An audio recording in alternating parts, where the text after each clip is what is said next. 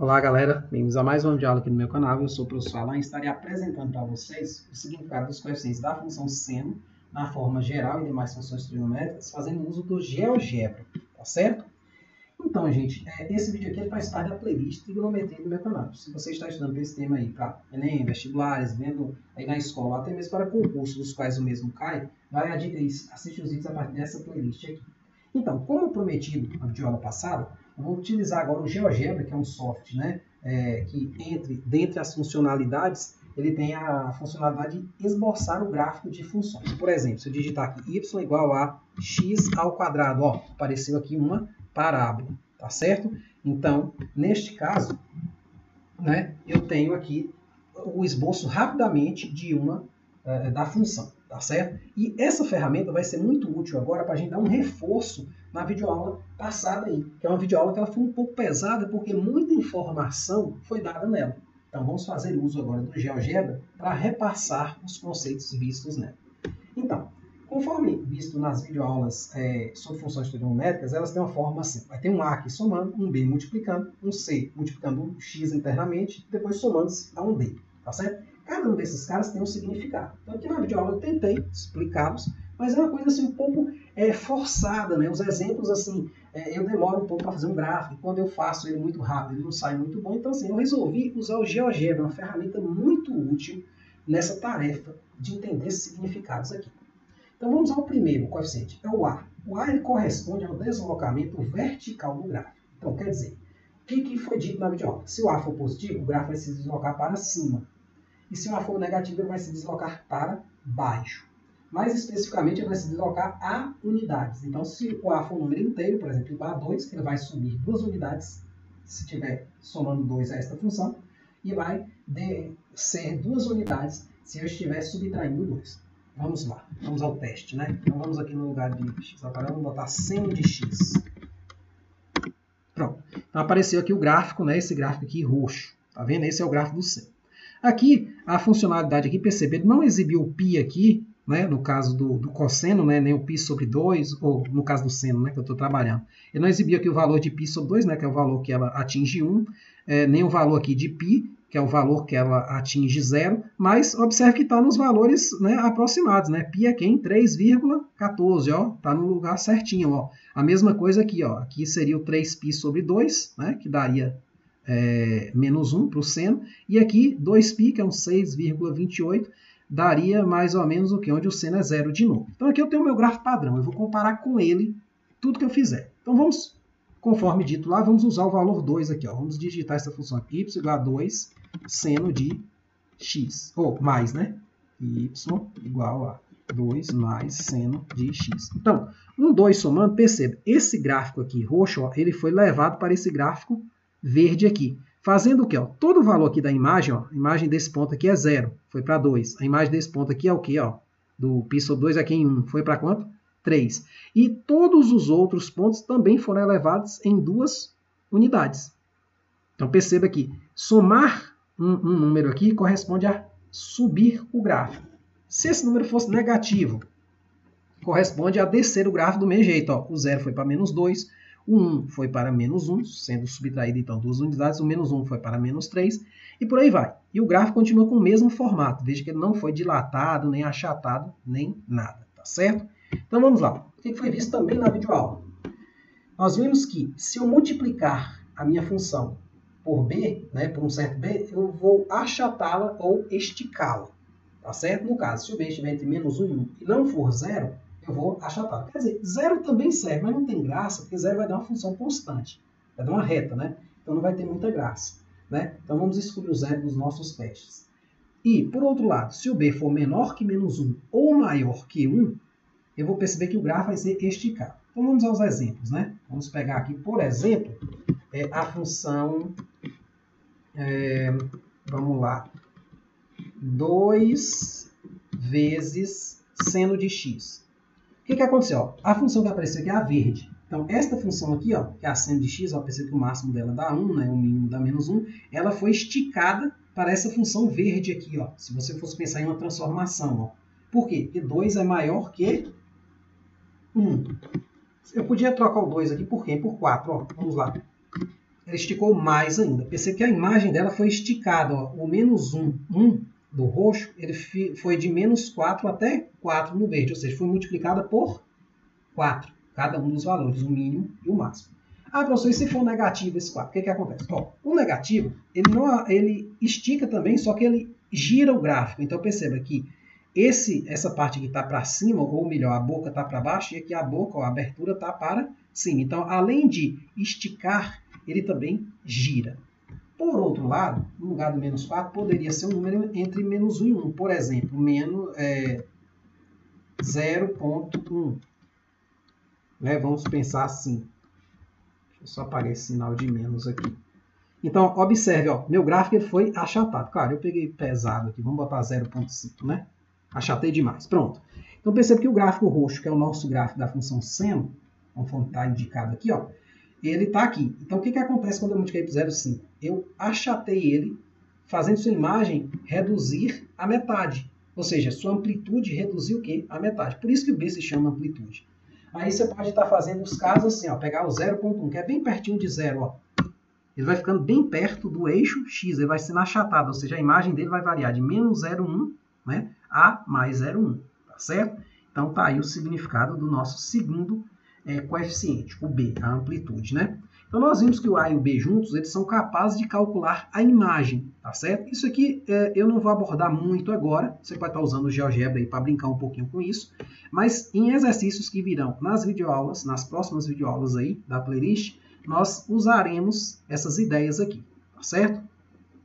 Vamos agora para o número de ciclos. Aqui é muito interessante, gente. O que é o ciclo?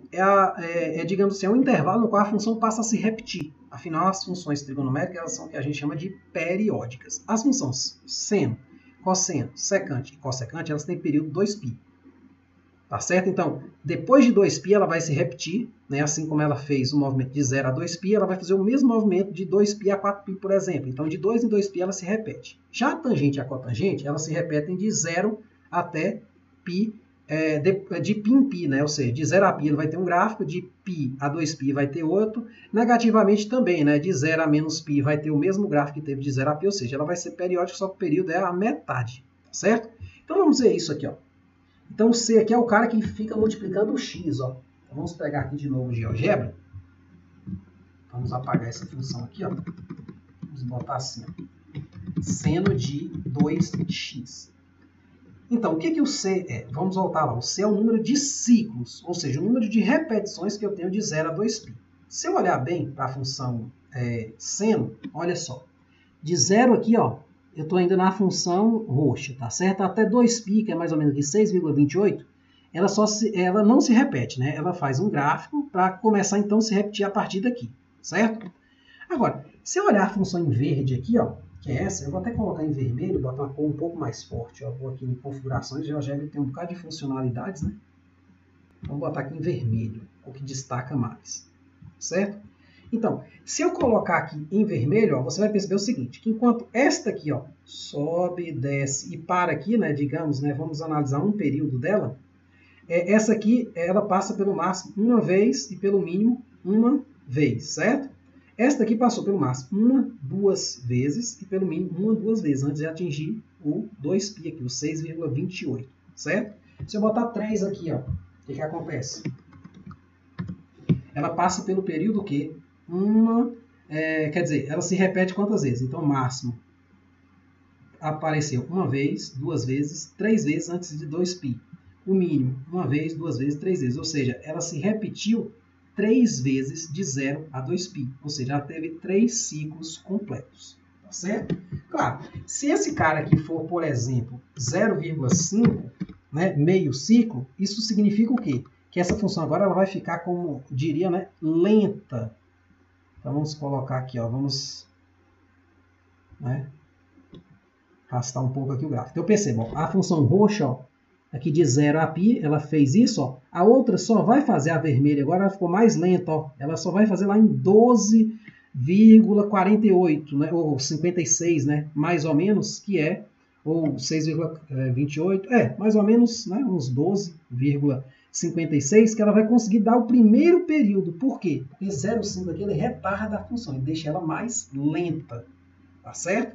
Então perceba o significado desse cara. Você pode estar brincando aí com GeoGebra conforme sua vontade. Então vai dando os valores, vai jogando, talvez você veja um exemplo que eu não abordei aqui. Então, assim, o legal desse software gráfico é a rapidez, porque você já digita aqui, já sai aqui. Então você rapidamente já percebe se sua intuição está certa, se não está. Então você vai melhorando um pouco aí seu conhecimento, tá certo? De forma relativamente rápida. Então, aí fica o significado do C, né? A quantidade de ciclos. Aí, claro, o C dá para calcular o período, né? Usando essa fórmula aqui no caso dessas 4 funções, ou esta fórmula aqui no caso dessas 2. Nós faremos isso no exercício, tá certo? Então não precisa se preocupar não. E por último, nós temos o D, né? Ele é o deslocamento horizontal da função. Ele é o que está somando aqui dentro, tá certo? Sem a variável x. Então vamos lá no GeoGebra ver como isso funciona. Então eu tenho minha função padrão seno de x, né? Essa aqui, deixar o gráfico dela aqui, só voltar de novo ao tamanho original, pronto. Agora vamos pegar assim, vamos imaginar que eu tenho um gráfico de y igual a seno de x menos π sobre 3.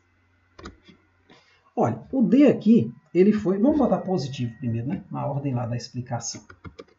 Então, ó, x mais π sobre 3. Observe o seguinte, meu gráfico padrão é o roxo, tá certo? Vou voltar de novo aqui a cor para vermelha, tá certo? No novo gráfico, para a gente...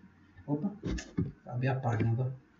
Y igual a seno de x mais π sobre 3. Pronto, foi rapidinho aqui. Então, só trocar a cor desse gráfico aqui, ó. Configurações, né? Vamos botar ele vermelho, para ver o que acontece. Então, ó, ficou vermelho, tá vendo? Então, pronto. Nosso gráfico de seno de x é esse aqui, ó. Ele veio, né, do mesmo jeitinho, certo? Parou aqui em 2π. Agora, observe que o gráfico vermelho, o que aconteceu com ele? Esse π sobre 3 fez com que ele viesse para trás, mais ou menos, né? Então, observe que antes o máximo da função seno ocorria aqui. Então, ela deslocou-se para cá. Deslocou quanto? Exatamente π sobre 3. Π sobre 3, se você quiser considerar em radianos, ele vai dar um número real que 3,14 sobre 3, mais ou menos uns 1,1 unidades, né? Ou seja, π sobre 3. Só usar o valor de π mesmo, tá certo? Então, perceba que ele se deslocou o quê? Para trás. Então, esse número aqui, quando ele é positivo, ele produz um deslocamento do gráfico para a esquerda. E se ele for negativo, vai produzir um deslocamento do gráfico para a direita. Quer ver? Vamos botar aqui menos π sobre 3, ó. Então, agora o vermelho, ó, se deslocou para frente, ó, ele foi para a direita.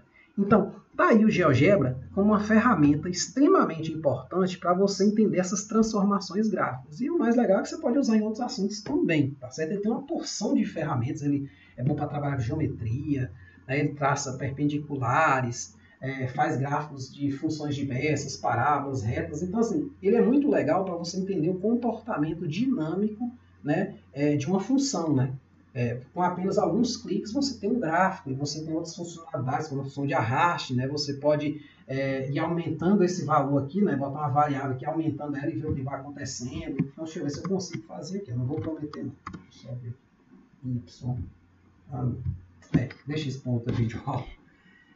E sobre 3. No outro videoaula a gente vai ensinar um pouco mais sobre GeoGebra. Vamos ficar devendo aí um videoaula sobre o GeoGebra, tá certo? Então é isso aí, gente. Eu espero que vocês tenham gostado, né, da videoaula. Assiste de novo a videoaula no qual eu falei sobre isso aqui. Eu até coloquei o print do quadro aqui, para ser bem específico, né, para você se lembrar de tudo que foi dito lá e ver que tudo que foi dito lá é de fato verdadeiro, né? Eu estou confirmando aqui, tá certo? Então eu fico devendo aí uma videoaula sobre GeoGebra, beleza? Então é isso aí. Muito obrigado. Até a próxima.